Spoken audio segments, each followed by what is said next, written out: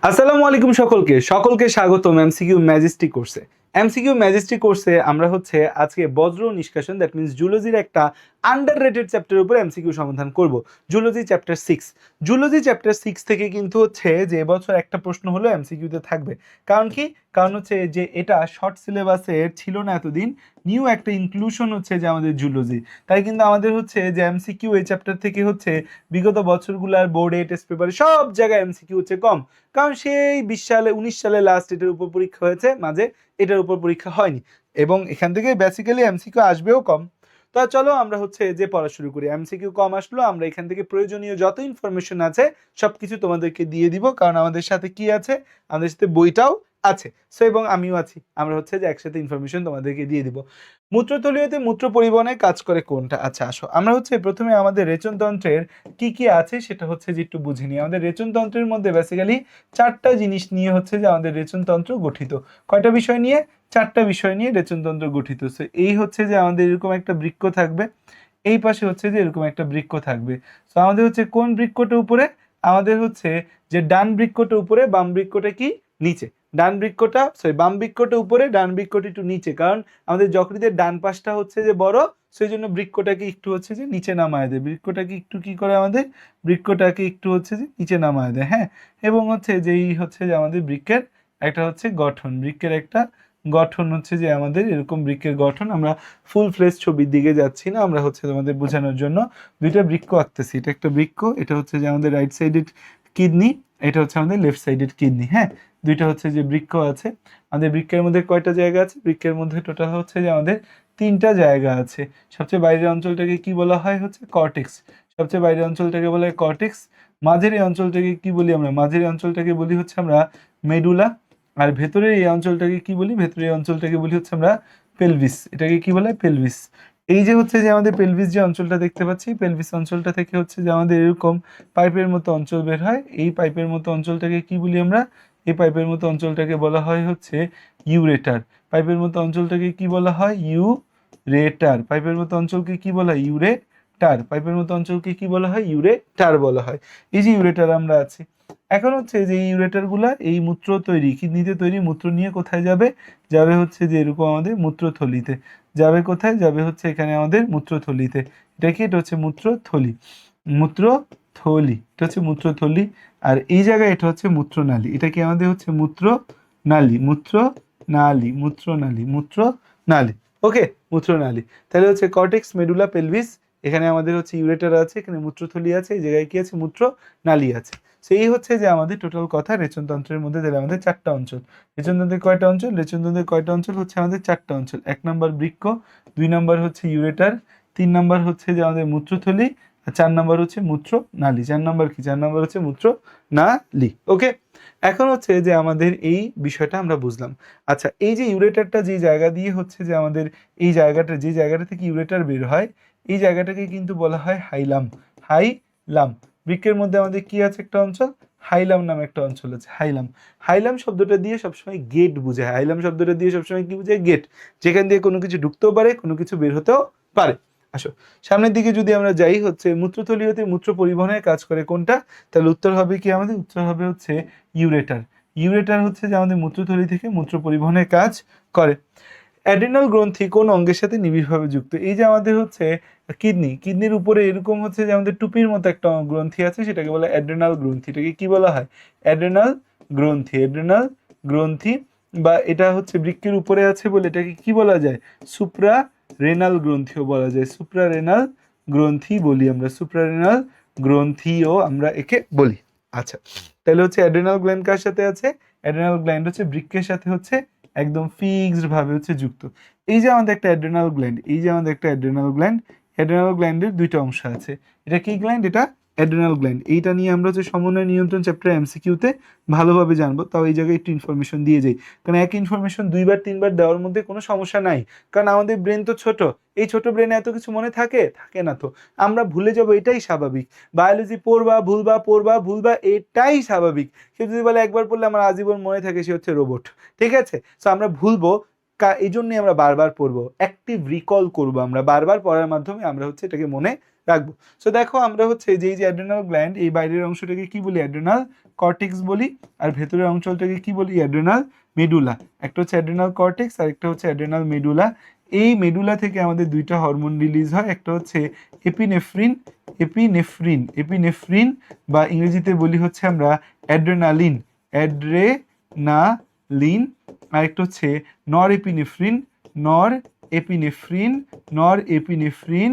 আর বা এটাকে বলা হয় নর অ্যাড্রেনালিন, নর অ্যাড্রেনালিন, নর অ্যাড্রেনালিন, নর অ্যাড্রেনালিন। ওকে, কর্টেক্স যে আছে এই কর্টেক্সের মধ্যে আমরা কি পাবো? তিনটা হরমোন কর্টেক্স থেকে বের হয়, মনে রাখবো। একটা হচ্ছে কর্টিসল, কর্টিসল, আর একটা হচ্ছে অ্যালডোস্টেরন, অ্যালডোস্টেরন, কর্টিসল, অ্যালডোস্টেরন, এবং আরেকটা হচ্ছে অ্যান্ড্রোজেন, আরেকটা কি?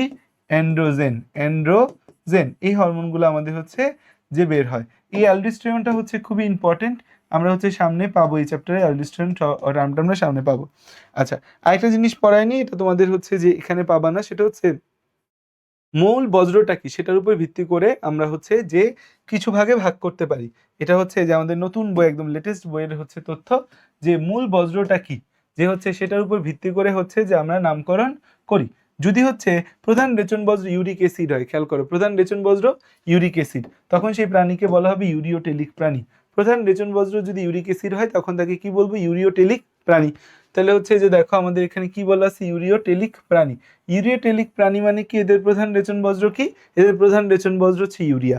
ইউরিওটেলিক প্রাণী কারা? ইউরিওটেলিক প্রাণী হচ্ছে আমরা মানুষ, মানুষ হচ্ছে আমাদের ইউরিওটেলিক প্রাণী।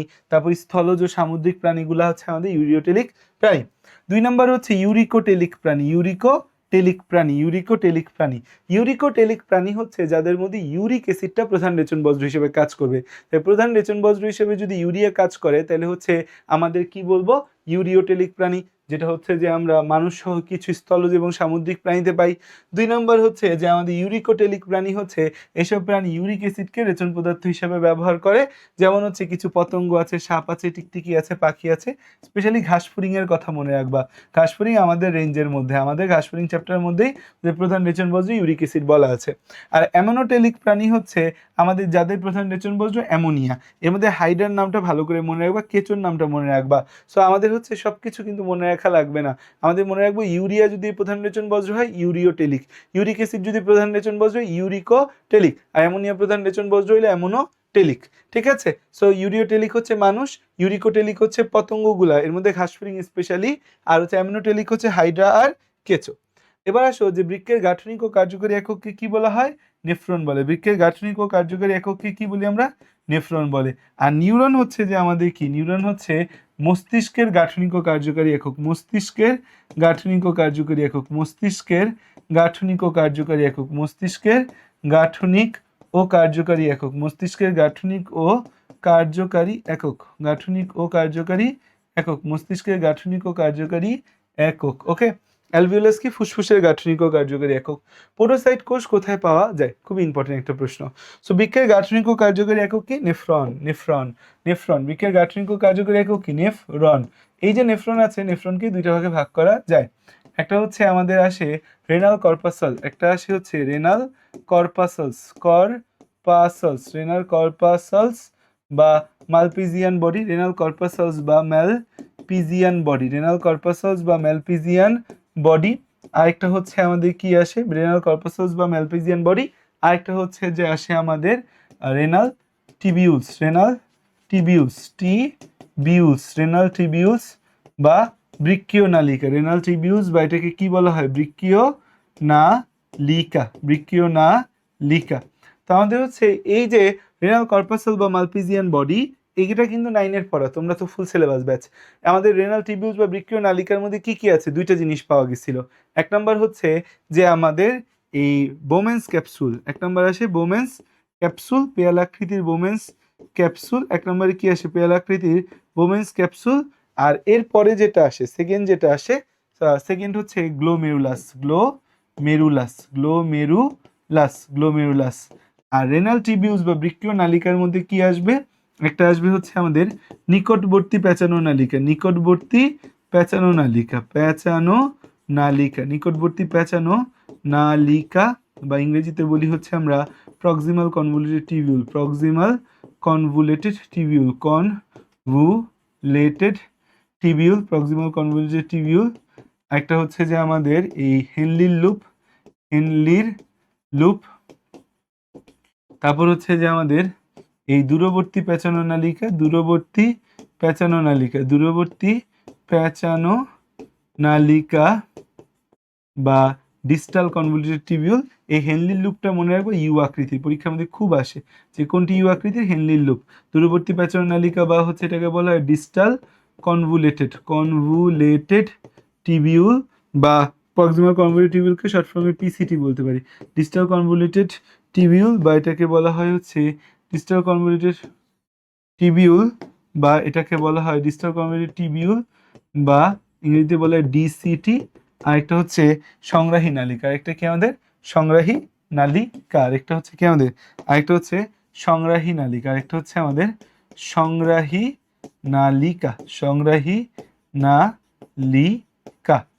নালিকা। ওকে, এতটুকু ক্লিয়ার? আচ্ছা, তাহলে এতটুকু আমরা হচ্ছে ক্লিয়ার হয়েছি। এবার দেখা যাক হচ্ছে আমাদের কি নেক্সট কথা, ছবি আঁকবো আমরা। এবার ছবি এঁকে জিনিসটা দেখবো।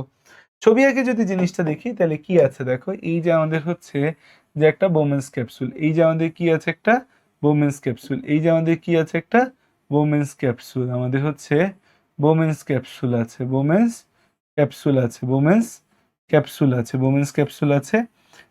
ক্যাপসুল আছে। তার নিচ থেকে একটা নিকটবর্তী প্যাঁচানো নালিকা আসলে এটা স্বাভাবিক ফর্ম। হ্যাঁ, এইভাবে কিন্তু বাস্তবে জীবনে হচ্ছে যে আমাদের নালিকাগুলো থাকবে না। এভাবে যদি কেউ থাকে তাহলে সেই মানুষ মরে যাবে, এভাবে যদি থাকে তাহলে সেই মানুষ মরে যাবে। বাট হচ্ছে যে আমরা এভাবে হচ্ছে তোমাদের বোঝার সুবিধার্থে ছবিটাকে এভাবে আঁকতেছি। তো আমাদের এখান থেকে গ্লোমেরুলাস ঢুকবে, ঢোকার নালিকাটা গ্লোমেরুলাস কি রক্তচালক, ঢোকার নালিকাটা মোটা, বের হওয়ার নালিকাটা চিকন। এখানে কি আছে আমাদের, এখানে হচ্ছে যে আমাদের এইরকম কৌশিক জালিকা আছে। আসো, তাহলে এই যে দেখতে পাচ্ছ ছবিটা, আমরা যে ছবিটা দেখতে পাচ্ছি এটাকে কি বলি, এটাকে বলি হচ্ছে আমরা গ্লোমেরুলাস। এটাকে কি বলি আমরা গ্লোমেরুলাস। এটাকে কি বলি আমরা, এটাকে বলি গ্লোমেরুলাস। এটাকে কি বলবো আমরা, এটাকে বলবো 1 নম্বরে গ্লোমেরুলাস। 2 নম্বরে হচ্ছে যে এই যে গ্লোমেরুলাস এটা আসলে কি একটা রক্তজালক, এটা কি একটা রক্তজালক। এই গ্লোমেরুলাস দিয়ে ঢুকতেছে যেটা, এটাকে বলবো আমরা অ্যাফারেন্ট ধমনিকা। এটাকে কি বলবো আমরা, এটাকে বলবো হচ্ছে অ্যাফারেন্ট ধমনিকা, এটাকে বলি অ্যাফারেন্ট ধমনিকা। বের হচ্ছে যেটা, এটাকে কি বলবো ইফারেন্ট ধমনিকা। তুমি আমাকে ছবি দেখে জানাবা কমেন্টে, তোমরা কিন্তু একটু কমেন্টে আমার সাথে ইন্টারঅ্যাক্ট করবা, কমেন্টে আমাকে জানাবা যে কোনটার প্রস্থটা বেশি, অ্যাফারেন্ট নাকি ইফারেন্ট ধমনিকার প্রস্থটা বেশি, অ্যাফারেন্ট ধমনিকার প্রস্থ বেশি নাকি ইফারেন্ট ধমনিকার প্রস্থ বেশি। এটার প্রস্থ বেশি আর এটার প্রস্থটা আমাদের কি কম। আচ্ছা, এখন হচ্ছে যে এই যে জায়গাটা, এই জায়গাটাকে বলা হয় হচ্ছে বোমেন্স ক্যাপসুল। এই যে বোমেন্স ক্যাপসুল বলতেছি আমরা, এই বোমেন্স ক্যাপসুলের মধ্যে খেয়াল করে দেখো, বোমেন্স ক্যাপসুলের এই লেয়ারটা আমাদের গ্লোমেরুলাসের সাথে লাগানো, এটাকে বলি ভিসেরাল স্তর। এই ভিসেরাল স্তরে আঙ্গুলের মতো কিছু অভিক্ষেপ দেখা যায়। এই আঙ্গুলের মতো অভিক্ষেপকে বলি হচ্ছে আমরা পোডোসাইট। আঙ্গুলের মতো অভিক্ষেপকে আমরা কি বলি, আঙ্গুলের মতো অভিক্ষেপকে বলি হচ্ছে পোডোসাইট। আঙ্গুলের মতো অভিক্ষেপকে কি বলি আমরা, পোডোসাইট। আঙ্গুলের মতো অভিক্ষেপকে আমরা কি বলি, পোডোসাইট বলি। আর এখানে হচ্ছে যে আমাদের এরকম আইসাকার হচ্ছে যে আমাদের গঠন দেখা যায়। এই আইসাকার গঠনকে আমরা কি বলি, এইখানে আমাদের এরকম আইসাকার গঠন দেখা যায়। এই যে আইসাকার যে গঠন দেখা যায় এটাকে বলি স্কোয়ামাস এপিথেলিয়াম সেল। এটাকে কি বলা হয়, এটাকে বলা হয় হচ্ছে স্কোয়ামাস এপিথেলিয়াম সেল। এটাকে কি বলা যায়, এটাকে বলা যায় হচ্ছে স্কোয়ামাস এপিথেলিয়াম সেল থাকে আছে আমাদের, স্কোয়ামাস এপিথেলিয়াম সেল বা আইসাকার এপিথেলিয়াম থাকে আমাদের। এটাকে বোমেন্স ক্যাপসুল বলতেছি। এই যে বোমেন্স ক্যাপসুলের মাঝে যে জায়গাটা এটাকে বলে ক্যাপসুলার স্পেস। বোমেন্স ক্যাপসুলের মাঝে যে জায়গাটা সেটাকে বলি ক্যাপসুলার স্পেস। এই জায়গায় হচ্ছে যে আমাদের গ্লোমেরুলার ফিল্ট্রেট জমা থাকে। এই জায়গায় কি জমা থাকে, এই জায়গায় হচ্ছে আমাদের গ্লোমেরুলার ফিল্ট্রেট জমা থাকে।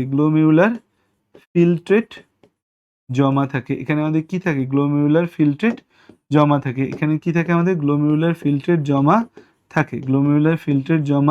থাকে। এখানে হচ্ছে আমাদের গ্লোমেরুলার ফিল্ট্রেট জমা থাকে। তো এটা কি আমাদের, এটা হচ্ছে একটা ক্যাপসুলার স্পেস, এটা হচ্ছে আমাদের একটা ক্যাপসুলার স্পেস। এই ক্যাপসুলার স্পেসে কি জমা থাকে, গ্লোমেরুলার ফিল্ট্রেট জমা থাকে। আচ্ছা, এখান দিয়ে যে নালিকাটা নামতেছে এটা হচ্ছে প্রক্সিমাল কনভলিউটেড টিবিউল। এখানে যে নালিকাটা দেখতে পাচ্ছি এটা হচ্ছে আমরা হেনলির লুপ, হেনলির লুপ, হেনলির লুপ, হেনলির লুপ। এটা কি আকৃতি আমাদের, ইউ আকৃতি। হেনলির লুপ এটা কোন আকৃতি, এটা হচ্ছে ইউ আকৃতি আমাদের। আচ্ছা, এখানে যেটা দেখতে পাচ্ছি আমরা এটা হচ্ছে ডিস্টাল কনভলিউটেড টিবিউল বা দূরবর্তী পেঁচানো নালিকা। আর এখানে যেটা আছে এটা সংগ্রাহী নালিকা, সংগ্রাহী নালিকা, এটা হচ্ছে সংগ্রাহী নালিকা। এই যে সংগ্রাহী নালিকাগুলা আছে, এই সংগ্রাহী নালিকাগুলা আমাদের মিলে মিলে মিলে মিলে এখানে তৈরি করে হচ্ছে যে আমাদের ডাক্ট অফ বেলেনি। সংগ্রাহী নালিকাগুলা মিলে কি তৈরি করে, duct of Bellini, duct of Bellini, duct of Bellini. Okay, so এই হচ্ছে যে আমাদের টোটাল কথাবার্তা, টোটাল ছবি, টোটাল ছবি, টোটাল ছবি, ঠিক আছে, টোটাল ছবি। সো এই ছবিটা আমরা হচ্ছে এইচএসসির জন্য আমাদের দরকার, বাট আমি তোমাকে এখানে একটু শিখাই দিলাম, দেখাই দিলাম, আমরা এমসিকিউর জন্যও লাগবে। এখন হচ্ছে আরেকটা সহজ কথা মনে রাখবা যে আমাদের খুব ইম্পর্টেন্ট কিছু স্টেপ আছে, যে মূত্র তৈরির 3টা আমাদের ধাপ আছে, মূত্র তৈরির 3টা ধাপ আছে, মূত্র তৈরির 3টা হচ্ছে যে আমাদের ধাপ আছে। ওকে, এবার দেখো আমাদের হচ্ছে যে নেক্সট কথা, এবার দেখো আমাদের নেক্সট কথা হচ্ছে যে আমরা হচ্ছে যে 3টা জিনিস আছে, দেখা একটা কথা বলে রাখি যে মূত্র তৈরির কৌশল। আমাদের আলটিমেটলি এখানে কাজ কি, আমাদের হচ্ছে কিডনির কাজ হচ্ছে মূত্র তৈরি করা, মূত্র তৈরির কৌশল, ঠিক আছে। মূত্র তৈরির কৌশলে হচ্ছে মনে রাখবা 3টা স্টেপ, 3টা স্টেপ, 3টা স্টেপ, 3টা স্টেপ। কয়টা স্টেপ, 3টা স্টেপ আছে আমাদের। 3টা স্টেপ কি কি আছে আমাদের, একটা হচ্ছে নির্বাচনমূলক, 1 নাম্বার হচ্ছে আমাদের অতি সূক্ষ্ম ছাঁকন, অতি সূক্ষ্ম ছাঁকন, অতি সূক্ষ্ম ছাঁকন বা ultra filtration, ultra filtration, ultra filtration. তারপর হচ্ছে নির্বাচনমূলক পুনঃশোষণ, নির্বাচনমূলক পুনঃশোষণ, নির্বাচনমূলক পুনঃশোষণ, নির্বাচনমূলক পুনঃশোষণ বা সিলেক্টিভ রিঅ্যাবজর্পশন, নির্বাচনমূলক পুনঃশোষণ বা selective reabsorption, reabsorption, selective reabsorption. তারপর হচ্ছে লাস্টে হচ্ছে যে আমাদের সক্রিয় ক্ষরণ, সক্রিয় ক্ষরণ, সক্রিয় ক্ষরণ, সক্রিয় ক্ষরণ, সক্রিয় ক্ষরণ। এই 3টা আমাদের হচ্ছে স্টেপ আছে। এই 3টার মধ্যে অতি সূক্ষ্ম ছাঁকন বা ইংরেজিতে যাকে বলতেছে আমরা আলট্রা ফিল্ট্রেশন, এই অতি সূক্ষ্ম ছাঁকন বা আলট্রা ফিল্ট্রেশন কোথায় হয়, এটা হয় হচ্ছে আমাদের এই renal corpuscle, renal corpuscle, renal corpuscle হয়, রেনাল কর্পাসলে হয়। নির্বাচনমূলক পুনঃশোষণ হয় হচ্ছে আমাদের বৃক্কীয় নালিকা, স্পেশালি বৃক্কীয় নালিকা, স্পেশালি পিসিটিতে, বৃক্কীয় নালিকা স্পেশালি পিসিটিতে, স্পেশালি প্রক্সিমাল কনভলিউটেড টিবিউলে। তাহলে খেয়াল করে দেখো আমরা হচ্ছে যে রেনাল কর্পাসলে হয়, আর এটা বৃক্কীয় নালিকা স্পেশালি পিসিটি বা প্রক্সিমাল কনভলিউটেড টিবিউলে হয়। আচ্ছা, তাহলে হচ্ছে যে আমাদের রেনাল কর্পাসলে হয়, বৃক্কীয় নালিকা স্পেশালি কি হয়, পিসিটিতে হয়। এখন দেখো যে আমাদের হচ্ছে যে পিসিটিতে হয় আর সক্রিয়করণ। এখন এই যে অতি সূক্ষ্ম ছাঁকন হয় রেনাল কর্পাসলে, অতি সূক্ষ্ম ছাঁকনের ফলে আমাদের গ্লোমেরুলার ফিল্ট্রেট জমা হয়, অতি সূক্ষ্ম ছাঁকনে রেনাল কর্পাসলে হয়, ফলে আমাদের হচ্ছে যে এই ক্যাপসুলার স্পেসে, ক্যাপসুলার স্পেসে, ক্যাপসুলার স্পেসে আমাদের কি জমে, ক্যাপসুলার স্পেসে glomerular filtrate, glomerular filtrate, glomerular filtrate বা গ্লোমেরুলার ফিল্ট্রেট বা প্রাথমিক মূত্র জমা হয়, প্রাথমিক মূত্র জমা হয়, প্রাথমিক মূত্র জমা হয়। এখানে জমা হয়, এখানে রক্তের সব উপাদান থাকে, এখানে রক্তের রক্তকণিকা, রক্তকণিকা ও এখানে রক্তের রক্তকণিকা ও প্লাজমা প্রোটিন ছাড়া সব থাকে, এখানে রক্তকণিকা ও প্লাজমা প্রোটিন ছাড়া, প্লাজমা প্রোটিন ছাড়া সব থাকে, প্লাজমা প্রোটিন ছাড়া সব থাকে, প্রায় সব থাকে। দুইটা জিনিস থাকে না, একটা হচ্ছে রক্তকণিকা আর একটা হচ্ছে প্লাজমা প্রোটিন। আচ্ছা আসো, এবার আসো যে আমরা প্রশ্নে যাই। পোডোসাইট তাহলে কোথায় থাকতেছে, পোডোসাইট থাকতেছে হচ্ছে আমাদের এই বোমেন্স ক্যাপসুলে, বোমেন্স ক্যাপসুলে পোডোসাইট থাকতেছে। আচ্ছা, এই প্রক্সিমাল কনভলিউটেড টিবিউলে আমাদের একটা জিনিস মনে রাখতে হবে, প্রক্সিমাল কনভলিউটেড টিবিউলে কেন এত বেশি পুনঃশোষণ হয়, তার কারণ প্রক্সিমাল কনভলিউটেড টিবিউলে থাকে হচ্ছে যে আমাদের কি থাকে, প্রক্সিমাল কনভলিউটেড টিবিউলে, প্রক্সিমাল কনভলিউটেড টিবিউলে থাকে হচ্ছে মাইক্রোভিলাই, তাই পুনঃশোষণটা বেশি হয়। যেখানে ভিলাই সেখানে শোষণ, যেখানে বিলাই সেখানে কি শোষণ, যেখানে বিলাই সেখানে কি শোষণ। হেনলির লুপ কি বলছি, ইউ আকৃতির। ডিস্টাল কনভলিউটেড টিবিউল থেকে একটা কথা মনে রাখবা, ডিস্টাল কনভলিউটেড টিবিউলের উপর এডিএইচ বা অ্যান্টিডায়ারেটিক হরমোন কাজ করে। ডিস্টাল কনভলিউটেড টিবিউলের উপর হচ্ছে এডিএইচ কাজ করে, এডিএইচ কাজ করে পানি পুনঃশোষণ নিয়ন্ত্রণ করে, পানি পুনঃশোষণ নিয়ন্ত্রণ করে, পানি কতটুকু শোষণ হবে না হবে সেই কাজটা কে কি করে, সে নিয়ন্ত্রণ করে, পানি পুনঃশোষণ নিয়ন্ত্রণ করে। আসো, নেফ্রনের কোন অংশে সোডিয়ামের পুনঃশোষণ ঘটে না? উত্তর হচ্ছে প্রত্যেকটা জায়গায়, নেফ্রনের মধ্যে হচ্ছে নেফ্রনের প্রতিটা জায়গায় সোডিয়াম পুনঃশোষণ ঘটে। তাও যদি স্পেসিফিক ঘটে না কোথায় জানতে চায় তাহলে সেটা সংগ্রাহী নালিকা অ্যান্সার দিবা, কিন্তু সোডিয়ামের পুনঃশোষণ প্রত্যেকটা জায়গায় ঘটে। গ্লোমেরুলার ফিল্ট্রেটে কোনটা অনুপস্থিত? দুইটা জিনিস অনুপস্থিত থাকবে বলছি গ্লোমেরুলার ফিল্ট্রেটে, একটা প্রোটিন আর একটা রক্ত কণিকা, প্রোটিন এবং আরেকটা কি রক্ত কণিকা, এই দুইটা অনুপস্থিত থাকবে। ইউরিয়া তৈরির সাথে সংশ্লিষ্ট চক্রকে বলা হয় হচ্ছে অর্নিথিন চক্র বা ইউরিয়া চক্র, অর্নিথিন চক্র বা ইউরিয়া চক্র। মনে রাখবা ইউরিয়া তৈরি হবে কোথায়, ইউরিয়া তৈরি হবে হচ্ছে আমাদের যকৃতে, ইউরিয়া তৈরি হবে কোথায়, যকৃতে। আর ইউরিন তৈরি হবে কোথায়, ইউরিয়া তৈরি হবে কোথায়, যকৃতে। আর হচ্ছে ইউরিন তৈরি হবে কোথায়, ইউরিন তৈরি হবে হচ্ছে আমাদের বৃক্কে, ইউরিন তৈরি কই হবে, ইউরিন তৈরি হবে বৃক্কে। ইউরিয়া তৈরি হবে হচ্ছে যকৃতে আর ইউরিন তৈরি হবে হচ্ছে আমাদের বৃক্কে। আচ্ছা, তোমাকে অর্নিথিন চক্রটা একটু শিখাই দিই, অর্নিথিন চক্রটা একটু শিখাই দিই, অর্নিথিন চক্রটা একটু শিখাই দিই। এই যে দেখো এটা হচ্ছে আমাদের অর্নিথিন চক্র, এটা কি আমাদের, এটা হচ্ছে অর্নিথিন চক্র, এটা কি আমাদের, এটা হচ্ছে একটা অর্নিথিন চক্র। আচ্ছা, এই যে অর্নিথিন চক্র আছে, এই অর্নিথিন চক্রের মধ্যে হচ্ছে যে আমরা কি কি বিষয় হচ্ছে দেখতে পাই, কি কি বিষয় আমরা দেখতে পাই অর্নিথিন চক্রের মধ্যে। অর্নিথিন চক্র এটা কি, আমাদের ছবিটা একটা অর্নিথিন চক্রের ছবিটা কিন্তু বইয়ে নতুন অ্যাড করছে অর্নিথিন চক্রের ছবিটা। খেয়াল করো এই যে অর্নিথিন চক্র আছে, এই অর্নিথিন চক্রের মধ্যে দেখো কি দেখছে, কার্বন ডাইঅক্সাইড আর অ্যামোনিয়া এরা কার্বামাইল ফসফেটের সিনথেসিস ক্রিয়ায় কার্বামাইল ফসফেটে হয়, তারপরে এই চক্রে ঢোকে। দেখো অর্নিথিন, তার সাথে যুক্ত হয় সাইট্রুলিন, এই জটিল চক্র মুখস্থ রাখার কোনো দরকার নেই, জাস্ট দেখছো লাইফে, এটাই হচ্ছে যে চলবে, বেশি কিছু লাগবে না। মানবদেহে মূত্র নিষ্কাশনের সঠিক গতিপথটা কোনটা? তাহলে আমাদের মূত্র তৈরি হবে কোথায়, মূত্র তৈরি হবে পেলভিসে, সেখান থেকে যাবে ইউরেটারে, সেখান থেকে মূত্রথলি, মূত্রনালী, সেখান থেকে বের হবে।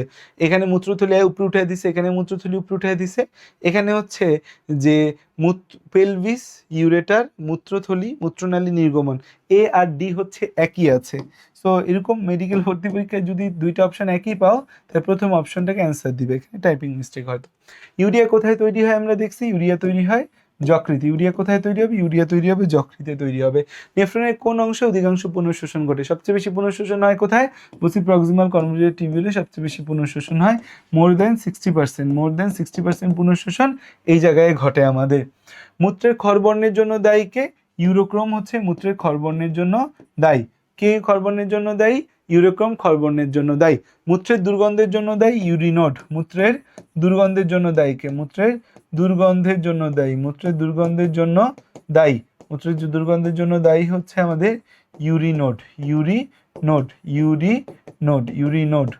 মূত্রের প্রধান উপাদান কি? মূত্রের প্রধান উপাদান কি? ইউরিয়া। মূত্রের প্রধান উপাদান কি? ইউরিয়া। মূত্রের প্রধান উপাদান, প্রধান উপাদান হচ্ছে কি আমাদের ইউরিয়া। মূত্রের প্রধান উপাদান হচ্ছে ইউরিয়া। আচ্ছা, এবার দেখো যে আমাদের মূত্রের পিএইচ কত। মূত্রের পিএইচ হচ্ছে 4.5 থেকে 8। মূত্রের পিএইচ হচ্ছে আমাদের কত? 4.5 থেকে 8.0। গড়ে হচ্ছে 6। গড়ে কত? গড়ে হচ্ছে 6। এটা মনে রাখবো, গড়ে কত? গড়ে হচ্ছে 6, গড়ে 6। আচ্ছা, এখন আসা যাক হচ্ছে যে আমাদের এই মূত্রে বিদ্যমান নন নাইট্রোজেনাস উপাদান কোনটি? এটা হচ্ছে কিটোন বডি। কিটোন বডি হচ্ছে নন নাইট্রোজেনাস উপাদান। কারণ কি? কারণ হচ্ছে মনে রাখবা এই যে আমাদের অ্যামিনো অ্যাসিড, অ্যামিনো অ্যাসিড, এই অ্যামিনো অ্যাসিড থেকে আমরা যদি অ্যামিনো গ্রুপকে বাদ দেই তাহলে পাবো হচ্ছে আমরা কিটোন বডি। তাহলে অ্যামিনো অ্যাসিডের মধ্যে কিটোন বডি, তাহলে অ্যামিনো অ্যাসিডের মধ্যে অ্যামিনো গ্রুপকে বাদ দিয়ে দিলে নাইট্রোজেন থাকবে? থাকবে না, সেটা হবে কিটোন বডি বা কিটো অ্যাসিড। কিটোন বডি, এটাকে বলতে পারি হচ্ছে কিটো অ্যাসিড। তারপরে প্রশ্ন হচ্ছে আমাদের পেশি নিঃসৃত কোন রাসায়নিক পদ্ধতি বৃক্কের কার্যকারিতা নষ্ট করে? এটা একটা অ্যাডভান্স প্রশ্ন আসলে। পেশি থেকে কোনটা বেরোবে কিডনিকে নষ্ট করে? সেটা হচ্ছে মায়োগ্লোবিন।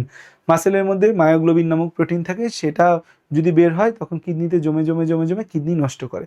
তো এই জন্য দেখা যায় শরীর পুড়ে গেলে বা শকে, বৈদ্যুতিক আঘাত পাইলে, রক্তক্ষরণের সময় পেশি কোষগুলো যখন বেশি নষ্ট হয় তখন হচ্ছে কিডনি কিন্তু বিকল হয়ে যায়। তাহলে এটা হচ্ছে মায়োগ্লোবিন, অ্যান্সার হচ্ছে মায়োগ্লোবিন।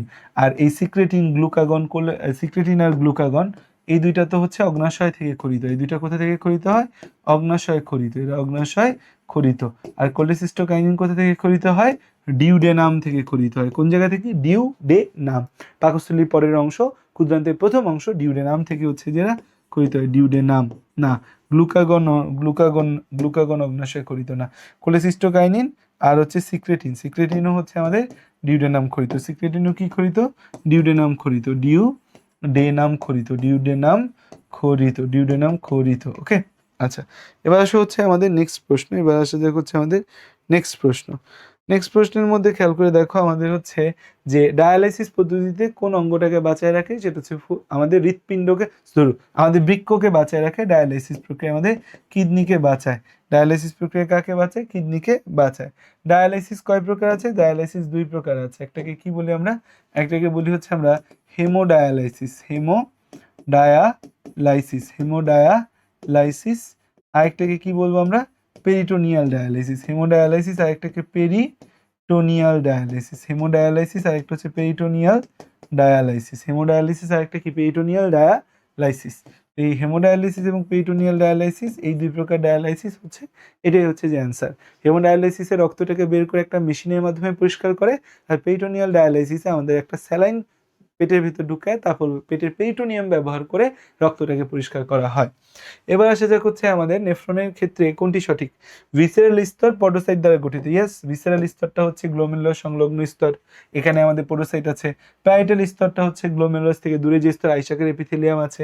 পেয়ালার মতো প্রসারিত অংশটাকে বোমেন্স ক্যাপসুল বলা হয়, এ কথাও সত্যি। এটা কি আমাদের অ্যান্সার? তাহলে এই অ্যান্সার হচ্ছে এই তিনটা পয়েন্ট। বৃক্কের ক্ষেত্রে কোনটা সঠিক? অবতল অংশের ভাঁজকে হাইলাম বলে। ইয়েস, এরকম যে ভাঁজ থাকে এটাকে হাইলাম বলা হয়। সমগ্র বৃক্কটার যে আবরণ তাকে বলি ক্যাপসুল। বৃক্কের আবরণের নাম কি? ক্যাপসুল। বৃক্কের আবরণের নাম কি? ক্যাপসুল। এটা লিখে দেয়, যে অনেক দুষ্ট বাচ্চা কাচ্চা তো ক্লাস দেখে না, ওরা স্লাইড পড়ে, তাদের জন্য একটু কষ্ট করে এক্সট্রা। বৃক্কের আবরণকে কি বলি আমরা? বৃক্কের আবরণের নাম হচ্ছে আমাদের ক্যাপসুল। বৃক্কের আবরণের নাম কি? বৃক্কের আবরণের নাম হচ্ছে ক্যাপসুল। বৃক্কের আবরণের নাম হচ্ছে ক্যাপসুল। বৃক্কের আবরণের নাম ক্যাপসুল। আচ্ছা, এরপর হচ্ছে যে আমরা বাম বৃক্ক ডান বৃক্কের চেয়ে কিছুটা উপরে থাকি। ইয়াস, বামটা উপরে ডানটা নিচে। কেন? ডান যকৃৎটা বড় হয়। তাহলে এটা কি 1 2 3? অ্যান্সার কি আমাদের 1 2 3 হচ্ছে অ্যান্সার। অ্যান্সার কি 1 2 3? আসো, নেক্সট কথা হচ্ছে মানুষের মূত্র তৈরির ধাপগুলা কি কি? আমরা দেখলাম অতি সূক্ষ্ম ছাকন, অতি পরিস্রাবণ, অতি সূক্ষ্ম ছাকন, পুনঃশোষণ, টিউবুলার ক্ষরণ। তাহলে 2 এবং 3 হচ্ছে অ্যান্সার। এটা আমরা আগেই পড়ে আসছি মূত্র তৈরির ধাপগুলা। নেফ্রনের নিকটবর্তী প্যাচানো নালিকায় কি ঘটবে? নিকটবর্তী প্যাচানো নালিকা অবশ্যই পুনঃশোষণ হবে, অবশ্যই ক্ষরণও হবে। সকল নালিকা পুনঃশোষণ এবং ক্ষরণের অংশ নেয়। ফিল্ট্রেশনের কাজ শুধুমাত্র রেনাল কর্পাসলে, নালিকা সে দায়িত্ব নেয় না, নালিকা সে দায়িত্ব নেয় না। তারপরে প্রশ্ন হচ্ছে বৃক্কের কাজ নাইট্রোজেন ঘটিত বজ্র অপসারণ, দেহে পানির সমতা রক্ষা, দেহে হিমোগ্লোবিনের মাত্রা ঠিক রাখা। হিমোগ্লোবিনের মাত্রা ঠিক রাখা হচ্ছে বৃক্কের কাজ কি না?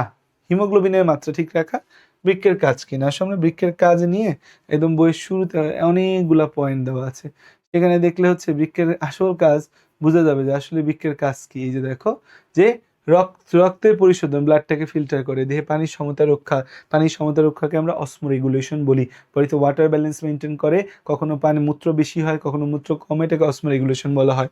অন্যান্য পদার্থের অপসারণ হবে। অম্ল ক্ষারের মাঝে একটা কি রক্ষা করব? সমতা রক্ষা করব আমরা। লবণের সাম্যতা, লবণের ব্যালেন্স, ওয়াটার। তারপর অভিস্রবণ নিয়ন্ত্রণ, আমাদের বডির ভেতর অভিস্রবণটাকে আমরা নিয়ন্ত্রণ করব। অভিস্রবণ, অসমোসিস নিয়ন্ত্রণ, রক্তচাপ নিয়ন্ত্রণ, রক্তের উপাদান নির্দিষ্ট রাখা। বৃক্ক রক্তরস ও রক্তকণিকা উৎপাদন নির্দিষ্ট করে। হরমোন উৎপাদন, বৃক্ক থেকে এরিথ্রোপয়েটিন নামক একটা হরমোন উৎপাদন হয়, যা আমাদের অস্থি মজ্জা বা বোন ম্যারোতে গিয়ে আরবিসি প্রোডাকশনটাকে বাড়ায়। এটাকে কি বলি আমরা? এরিথ্রোপয়েটিন বলি আমরা। তারপর প্রোস্টাগ্ল্যান্ডিন এবং অ্যাঞ্জিওটেনসিন নামক হরমোন ক্ষরিত হয়। এনজাইম ক্ষরণ, বৃক্ক রেনিন নামক একটা এনজাইম ক্ষরণ করে, যেটা হরমোনের মতো কাজ করে। হোমিওস্টেসিস, বৃক্ক রক্ত থেকে বিভিন্ন অপ্রয়োজনীয় বস্তু অপসারণ করে। গ্লুকোনিওজেনিসিস, দীর্ঘ সময় অনাহারে থাকলে বৃক্ক গ্লুকোনিওজেনেসিস প্রক্রিয়ায় নন কার্বোহাইড্রেট উৎস থেকে গ্লুকোজ তৈরি করতে পারে। এই কাজটা মূলত যকৃৎ বৃক্ক করে 20% মতো। তারপর হচ্ছে পুনঃশোষণ, বৃক্ক দেহ থেকে পানি, খনিজ লবণ ইত্যাদি, গ্লুকোজ, অ্যামিনো অ্যাসিড ইত্যাদি যে হয়ে যাচ্ছে তা পুনঃশোষণও করে। ভিটামিন ডি কে অ্যাক্টিভ করে, বৃক্ক ভালো না থাকলে ভিটামিন ডি অ্যাক্টিভ থাকবে না। ভিটামিন ডি রক্তে ক্যালসিয়ামের মাত্রা নিয়ন্ত্রণে ভূমিকা রাখে, হাড়ের গঠনে ভূমিকা রাখে। তো আমরা হচ্ছে এই পয়েন্টটার কোনো ভ্যালিডেশন তাইলে হচ্ছে যে পেলাম না, এই পয়েন্টের কোনো ভ্যালিডেশন আমরা পেলাম না। সো হচ্ছে আমাদের এই 1 এবং 2 হচ্ছে উত্তর, 1 এবং 2 হচ্ছে উত্তর। রক্ত আরবিসি তৈরির সাথে হিমোগ্লোবিনের কিন্তু সম্পর্ক নাই। হিমোগ্লোবিন তৈরির জন্য হিমোগ্লোবিন তৈরির উপাদানগুলো দরকার হবে, সেগুলো থাকলে হিমোগ্লোবিন তৈরি হবে। তারপর আসা যাক হচ্ছে আমাদের এই অঙ্গের পরিশ্রুত তরলে ক্রিয়েটিনিনের শতকরা হার কত। এই যে অঙ্গটা আছে এখানে আমাদের ক্রিয়েটিনিন এর শতকরা হার কত। ক্রিয়েটিনিনের শতকরা হার বললে 0.35% হওয়ার কথা, অ্যারাউন্ড 0.35%। বইয়ে হচ্ছে আমরা মেল ফিমেলে পড়ি যে মেলের ক্ষেত্রে 1.4 পর্যন্ত, ফিমেলে 1.1 পর্যন্ত হচ্ছে আমাদের ক্রিয়েটিনিন হতে পারে। শতকরা হার এটা মনে আগের বইয়ের প্রশ্ন ছিল, আগের বইয়ের প্রশ্নটা এখনো এই জায়গায় রয়ে গেছে, কারণ ক্রিয়েটিনিনের শতকরা হার নতুন বইয়ে হচ্ছে যে, হ্যাঁ ক্রিয়েটিনিনের শতকরা হার নতুন বইয়ে নাই। নতুন বইয়ে হচ্ছে যে ক্রিয়েটিনিনের স্বাভাবিক মাত্রায়, ক্রিয়েটিনিন যে আছে ক্রিয়েটিনিনের হচ্ছে শতকরা হারটা আমাদের দরকার নেই, ক্রিয়েটিনিনের হচ্ছে স্বাভাবিক মাত্রা, স্বাভাবিক মাত্রাটা আমরা জানবো। স্বাভাবিক মাত্রা হচ্ছে মেলের ক্ষেত্রে হচ্ছে মেলের ক্ষেত্রে 0.6 থেকে, মেল স্বাভাবিক মাত্রা মেলের ক্ষেত্রে হচ্ছে 0.6 থেকে 1.2 মিলিগ্রাম পার ডিএল, আর হচ্ছে ফিমেলে হচ্ছে আমাদের 0.5 থেকে 1.1 মিলিগ্রাম পার ডিএল আছে। আর ক্রিয়েটিনিনকে আমরা কি বলি, ক্রিয়েটিনিনকে আমরা বলি হচ্ছে রোগ নির্ণয়ের নির্দেশক, রোগ নির্ণয়ের নির্দেশক, রোগ নির্ণয়ের নির্দেশক, রোগ নির্ণয়ের নির্দেশক, ঠিক আছে।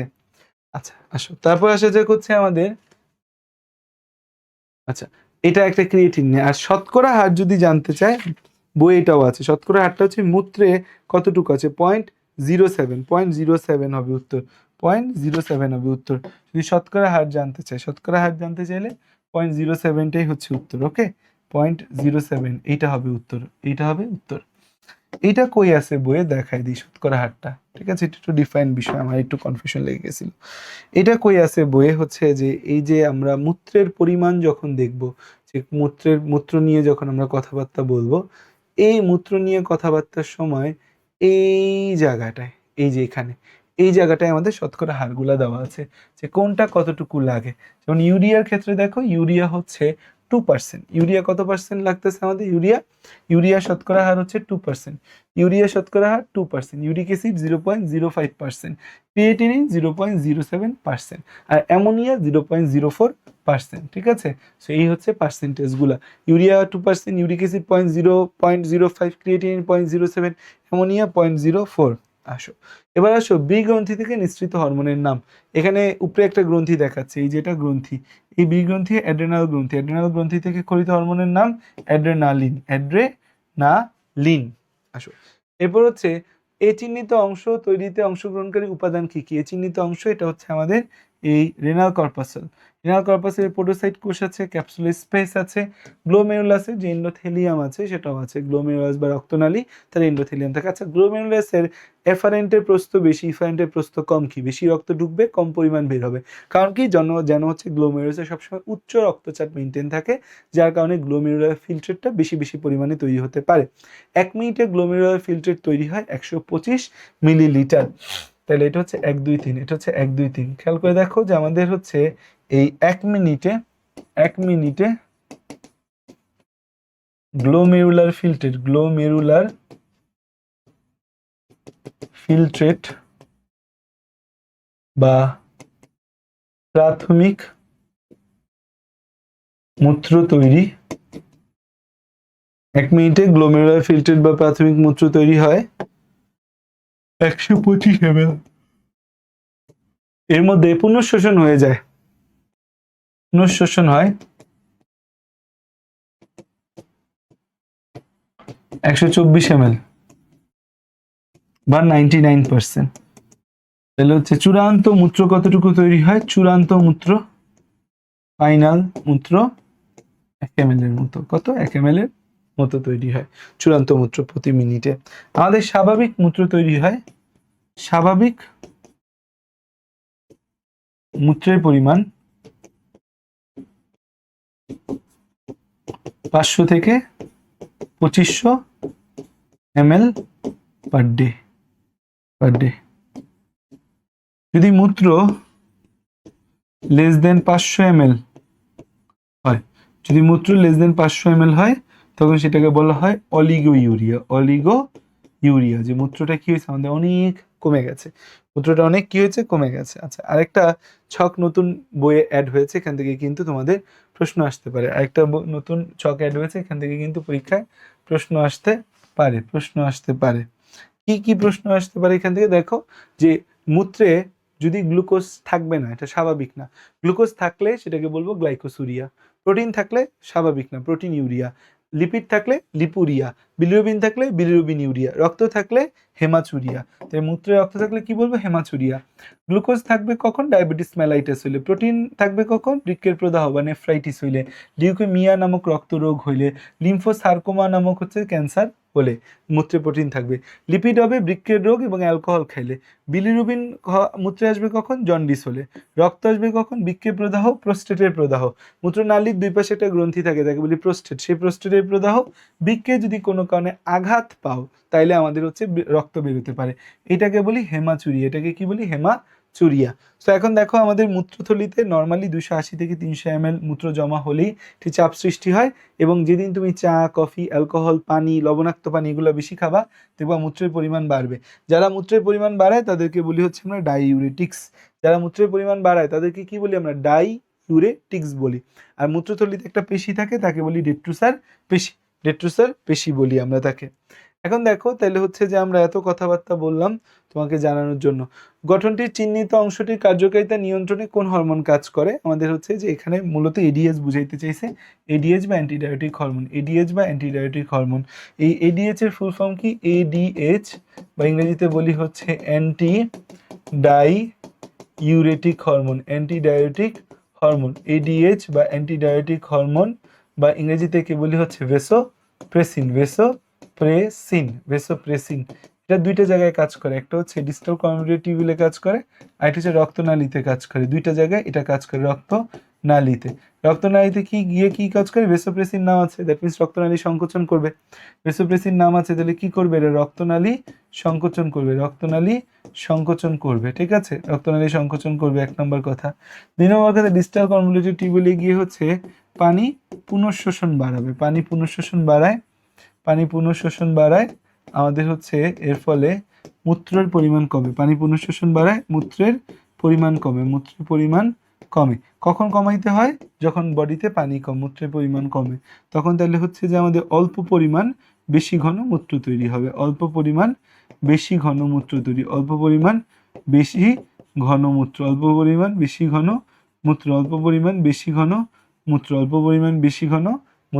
হয়। অল্প পরিমাণে বেশি ঘন মূত্র তৈরি হয়। তাহলে যে আমাদের পানি সাম্যতা একটি বিশেষ প্রক্রিয়ার মাধ্যমে বজায় থাকে। এই প্রক্রিয়া একটা নির্দিষ্ট রাসায়নিক পদার্থ মুখ্য ভূমিকা পালন করে। এই প্রক্রিয়াটির নাম কি? বডিতে পানি সাম্যতা রক্ষাকে বলে অসমোরেগুলেশন। পানি সাম্যতা রক্ষাকে কি বলি আমরা? অসমোরেগুলেশন বলি আমরা। এরপর উদ্দীপকে মুখ্য ভূমিকা পালনকারী রাসায়নিক পদার্থটা এডিএইচ, অ্যান্টিডায়োটিক হরমোন, এবং এটা সংগ্রাহক নালিকার ভেদ্যতা কম বেশি করে। হ্যাঁ, ডিসিটি আর সিটির উপরে কাজ করে, এটা লিখে রাখি। ডিসিটি এবং সিটি মানে কি? Collecting tubule. দুইটার উপরই কাজ করে। থাইরয়েড গ্রন্থি থেকে নিঃসৃত না, এডিএইচ আসে হাইপোথ্যালামাস থেকে। এডিএইচ কোথা থেকে আসে? হাইপোথ্যালামাস থেকে আসে, মস্তিষ্কের হাইপোথ্যালামাস থেকে এরা আসে। তাহলে 1 এবং 2 আমাদের অ্যান্সার। শিক্ষক বললেন, মানুষের বৃক্কের উপর অবস্থিত অন্তঃকোষীয় গ্রন্থি ছাড়াও এডিএস নামক হরমোন বৃক্কের কাজে সহায়তা করে। উদ্দীপকে উল্লিখিত প্রক্রিয়াটা আমাদের প্রক্রিয়াটি দেহরসে অবিশ্রাবণী ঘনত্ব বজায় রাখতে সাহায্য করে। আমাদের এটা বেসিক্যালি অসমোরেগুলেশন হবে। অ্যান্সার হবে অসমোরেগুলেশন। প্রক্রিয়াটা অসমোরেগুলেশন। আর উদ্দীপক উল্লিখিত অংশে জমা থাকে। আর প্রক্রিয়াটি যদি বুঝাইতে চায় যে এডিএইচ কি করে, দেহের অবিশ্রাবণিক চাপ বজায় রাখে, এটা হবে উত্তর। প্রশ্নের মধ্যে একটু ভেজাল আছে। উদ্দীপক উল্লিখিত অংশে জমা থাকে কি, এই যে জায়গাটা আমাদের ক্যাপসুলার স্পেসে প্রোটিন জমা হওয়ার কোনো সুযোগ নেই, গ্লুকোজ আর ইউরিক অ্যাসিড জমা হবে, কারণ প্রোটিন সাধারণত ফিল্ট্রেশনই হয় না।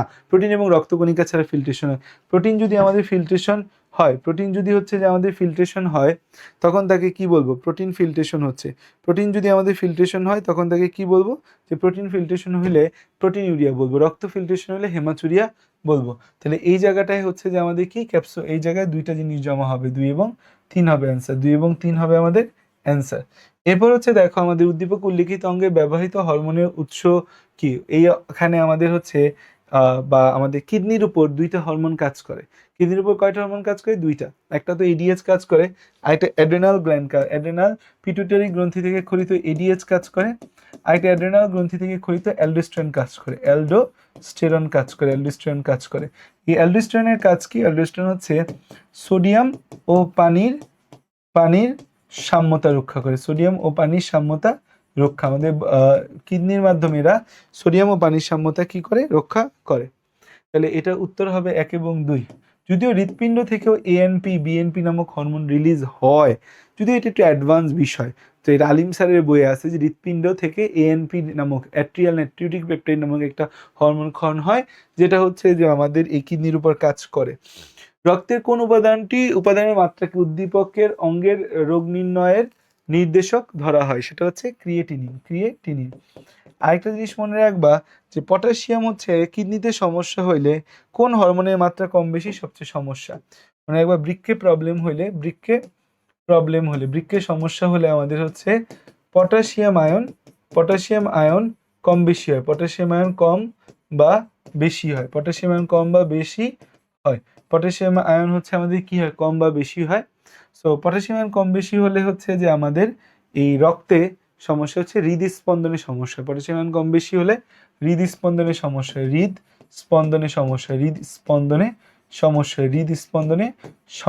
হৃদস্পন্দনে সমস্যা হয়।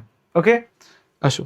তারপর আসা যাক হচ্ছে যে আমাদের এই উদ্দীপকে উল্লিখিত অঙ্গের তাৎক্ষণিক বিকল এর কারণ কি। উদ্দীপকে উল্লিখিত অঙ্গ তাৎক্ষণিক বিকল হইতে পারে আমাদের হচ্ছে বৃক্কে পাথর হইলে, হার্ট অ্যাটাক হয়ে যদি ব্লাড সাপ্লাই বন্ধ হয়ে যায়, বৃক্কে প্রদাহ বা নেফ্রাইটিস হইলে, 1 2 3 তিনটা কারণেই হতে পারে। দেখো আমাদের হচ্ছে এই তাৎক্ষণিক বিকলের 3টা কারণ আছে, যে হুট করে আমাদের হচ্ছে যে কোনো কারণে ব্লাড সাপ্লাই এখানে কমে যেতে পারে। যে দেখো এখানে আমাদের 3টা কারণ আছে, বৃক্ক তাৎক্ষণিক বিকলের 3টা কারণ আছে। আমরা একটা একটা করে দেখি, কোথায় গেল আমার জায়গাটা। বৃক্ক তাৎক্ষণিক বিকলের জন্য দেখো আমাদের 70% বৃক্ক বিকলের জন্য দায়ী 2টা রোগ, কি কি, ডায়াবেটিস আর উচ্চ রক্তচাপ, যেটা আমাদের প্রায় সবারই আছে, তাই না? যে আমাদের 70% বৃক্ক বিকলের কারণ হচ্ছে ডায়াবেটিস আর উচ্চ রক্তচাপ। 1 নম্বর হচ্ছে বৃক্কে রক্ত প্রবাহ হ্রাস, reduced blood flow to the kidney. 1 নম্বর কথা কি, বৃক্কে রক্ত প্রবাহ হ্রাস, reduced blood flow to the kidney. বৃক্কে রক্ত প্রবাহ হ্রাস, reduced blood flow to the kidney. কেন কমে গেছে, ডায়রিয়া হয়ে বডিতে পানি কমে গেছে, রক্তক্ষরণ হয়ে বডিতে পানি কমে গেছে। বডিতে যদি পানিই না থাকে, রক্তই না থাকে, বৃক্কে কিভাবে যাবে? তারপর কি আমাদের কোনো একটা অপারেশনের মাধ্যমে অনেক রক্ত যাচ্ছে, গর্ভপাত, অ্যাবর্শন হয়েছে, প্রচুর রক্ত যাচ্ছে, শক, বডিতে অক্সিজেন সাপ্লাই কমে গেছে, shock syndrome, dengue shock syndrome অনুজীবের মধ্যে পড়াইছিলাম, যে হচ্ছে রক্ত ঘন হয়ে কোনো কোষে ঠিকমতো অক্সিজেন যাচ্ছে না, এগুলি শক বলি, হার্ট অ্যাটাক, হার্ট ফেলিওর। তাইলে হচ্ছে কিভাবে হচ্ছে যে আমাদের কিডনিতে রক্ত যাবে। তারপর হচ্ছে রক্তে পানি ও লবণ জাতীয় পদার্থের অভাব হয়েছে, ভুল রক্ত দেওয়া, মিসম্যাচ ব্লাড ট্রান্সফিউশন, সব রক্ত জমাট বেঁধে গেছে, যকৃৎ কাজ করতেছে না, তীব্র অ্যালার্জিক প্রতিক্রিয়া হয়েছে আমাদের, তীব্র অ্যালার্জির কারণে, তীব্র সংক্রমণের কারণে, তীব্র পানি শূন্যতা, মারাত্মকভাবে পুড়ে যাওয়া, এই কারণে ব্লাড সাপ্লাই কমে গেছে। কিডনিতে কোনো সমস্যা হয়েছে কি, যে বৃক্কে প্রদাহ হয়েছে, হঠাৎ আগে থেকেই ছিল এখন হঠাৎ বেড়ে গেছে, ওষুধের বিষক্রিয়া, ব্যথানাশক ওষুধ, প্যারাসিটামল কিডনি নষ্ট করে দেয় কিন্তু, সর্পদংশন, বৃক্ক সংক্রমণ, বৃক্কীয় রক্তনালীর প্রদাহ, হেমোলাইটিক ইউরিমিক সিনড্রোম, যে হচ্ছে আমাদের রক্তনালী হেমোলাইটিক ইউরিমিক সিনড্রোম, এগুলো আর তোমাকে বিস্তারিত বুঝাইলাম না। বৃক্কীয় রক্তনালীতে রক্ত জমাট বাঁধা, জাস্ট পয়েন্টগুলো জানবো, এটা কি হয়েছে, নামগুলো একবার পড়ছো, যে এখানে বৃক্কে রক্ত আসতেছে বাট বৃক্কই ঠিকমতো কাজ করতেছে না। বৃক্ক যদি ঠিকমতো কাজ না করে তখন আমাদের কিভাবে হচ্ছে মূত্র তৈরি হবে। আর লাস্টের স্টেপ হচ্ছে বৃক্কে রক্তও আসতেছে, বৃক্কে মূত্রও তৈরি হচ্ছে, বাট বেরোতে পারতেছে না। কেন বেরোতে পারতেছে না?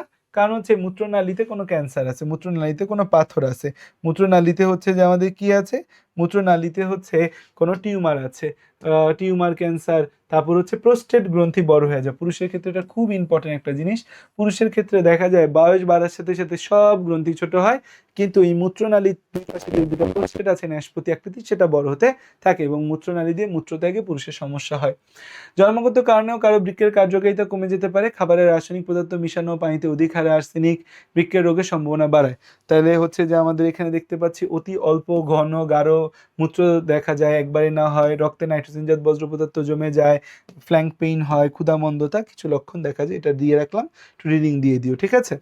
এখন হচ্ছে এখানে একটা কথা আছে যে এই তাৎক্ষণিক বৃক্ক বিকলের কিছু লক্ষণ দেওয়া আছে। তাৎক্ষণিক বৃক্ক বিকল হইলে আমাদের হচ্ছে যে তাৎক্ষণিক বৃক্ক বিকল, তাৎক্ষণিক বৃক্ক বিকল, তাৎক্ষণিক বৃক্ক বিকলের ক্ষেত্রে দেখো বলা আছে যে বৃক্ক বিকল হলে আমাদের হচ্ছে রক্তে ইউরিয়া এবং ক্রিয়েটিনিনের মাত্রা বেড়ে যায়। তাৎক্ষণিক বৃক্ক বিকল হইলে আমাদের হচ্ছে রক্তে ইউরিয়া এবং ক্রিয়েটিনিনের মাত্রা বেড়ে যায়, 1 নম্বর কথা। 2 নম্বর কথা, বৃক্ক বিকল হলে রক্তে আয়নের মাত্রা অস্বাভাবিক হারে হচ্ছে যে বাড়ে বা কমে। কোন আয়ন? স্পেশালি পটাশিয়াম, পটাশিয়াম এবং হচ্ছে সোডিয়াম, এই দুইটা আয়নের একটা ভয়ঙ্কর ইমব্যালেন্স হয়। বৃক্ক বিকল হলে লোহিত রক্তকণিকার পরিমাণ কমে যায়, এটাকে কি বলি? এনিমিয়া বা রক্তশূন্যতা বলি। আর বৃক্ক বিকল হলে আমাদের হচ্ছে 6 ঘন্টায় <0.5 ml per kg/h মূত্র তৈরি হবে। ধরো একটা 50 কেজির মানুষ, 50 কেজির মানুষের হচ্ছে আমাদের <25 ml মূত্র তৈরি হচ্ছে প্রতি আওয়ারে, 25 ml এর মূত্র তৈরি হচ্ছে প্রতি আওয়ারে। 6 ঘন্টায় আমরা এই অবস্থা দেখবো। একটা হচ্ছে দেখো, রক্তে রেচন বজ্র বৃদ্ধি পাওয়াকে, রক্তে রেচন বজ্র বেড়ে গেছে, এটাকে বলি অ্যাজোটেমিয়া। আর এই অবস্থায় রেচন বজ্র বেড়ে গেলে মানুষ যে হচ্ছে একটা খারাপ লাগা অনুভব করবে, এটাকে বলা হয় ইউরেমিয়া। এখানে আরো একটা জিনিস তোমাকে একটু বলে দিই, রেখে দিই তোমাদের এই জায়গায়, সেটা হচ্ছে আমাদের একদম বৃক্কের লাস্ট স্টেজ হচ্ছে যে বৃক্ক প্রতিস্থাপন। বৃক্ক যে কোনো সমস্যার লাস্ট স্টেজ কি? Kidney transplant. এটা বাংলাদেশে মোটামুটি ভালো লেভেলে হয়। অন্য রোগ শোক বাংলাদেশে বা অন্য জিনিসগুলা কম পরিমাণে হলেও এইটা খুব দারুণ লেভেলে বাংলাদেশে হয়, যে হচ্ছে বৃক্ক প্রতিস্থাপনের ক্ষেত্রে আমাদের হচ্ছে এটা খুব, বৃক্ক প্রতিস্থাপনটা খুব হচ্ছে যে কমনলি আমাদের বৃক্ক প্রতিস্থাপন হয়। 1 নম্বর হচ্ছে যে বৃক্কদাতা, যার থেকে তুমি কিডনি নিবা তার বৃক্কটা সুস্থ থাকতে হবে, অসুস্থ মানুষের কিডনি নেওয়া যাবে না। 2 নম্বর, তার এইচআইভি বা কোনো জটিল রোগ থাকা যাবে না। 3 নম্বর, তার রক্তের গ্রুপ আর আমার রক্তের গ্রুপ ম্যাচ হইতে হবে, তার টিস্যু টাইপ আমার টিস্যু টাইপ সেম হইতে হবে, তাহলে আমি তার থেকে রক্ত নিতে পারবো। এবং উইথিন 48 আওয়ার নিতে হবে, উইথিন 48 আওয়ার, ঠিক আছে, উইথিন 48 আওয়ার নিতে হবে। এবং ওই 48 আওয়ার তুমি কি করবা? উইথিন 48 আওয়ার তুমি নিবা, এবং ওই 48 আওয়ারে অবশ্যই ওই বৃক্কের উপর দিয়ে ঠান্ডা স্যালাইন প্রবাহ চালাইতে হবে। ওই বৃক্কের উপর দিয়ে কি করতে হবে? ঠান্ডা স্যালাইন প্রবাহ চালাইতে হবে। সেলিমের শরীরে পূর্বের চেয়ে ফুলে গেছে, মূত্র নিঃসরণের পরিমাণ মারাত্মকভাবে কমে গেছে। উদ্দীপকে হচ্ছে যে লক্ষণ ছাড়াও আর কি লক্ষণ দেখা যাবে? হ্যাঁ, ক্ষুধামন্দা হবে, বমি বমি ভাব হবে, কোমরে ব্যথা হবে, কারণ বডিতে কি বজ্র পদার্থ জমে আছে। নেক্সট কথা কি আমাদের? নেক্সট কথা হচ্ছে সেলিনের অবস্থা নিরাময়ের জন্য করণীয় পন্থাগুলো কি? চিকিৎসকের পরামর্শ নিবে, নিয়ন্ত্রিত আহার খাবে, ডায়ালাইসিসও লাগতে পারে। 3টা কথা। নিয়ন্ত্রিত আহারের মধ্যে মনে রাখবা 3টা কম খাবে, কম খাবে। কি কি? প্রোটিন কম খাবে, কারণ প্রোটিন থেকেই তো ইউরিয়া বজ্র হবে। প্রোটিন কম খাবে, পানি কম খাবে, অতিরিক্ত পানি খেলে কিডনি রোগীর সমস্যা, কিডনি রোগীর পানি তো ঠিক মতো বেরোয় না, আমরা সল্ট অ্যান্ড ওয়াটার রেস্ট্রিকশন করি, অনেক সময় কিডনি রোগীকে 1 লিটার পানি খেতে দিই। 3 নম্বর হচ্ছে মানে হচ্ছে প্রোটিন, তারপর হচ্ছে পানি, তারপর হচ্ছে আমাদের পটাশিয়াম। প্রোটিন, পানি, পটাশিয়াম, এই 3টা জিনিস হচ্ছে আমরা কি খাবো? কম খাবো। এবার আসা যাক হচ্ছে যে আমাদের এই যে বিক্রিয়াটা, এটা কোথায় ঘটে? এটা অয়নিথিন চক্র, এটা কি আমাদের অয়নিথিন চক্র।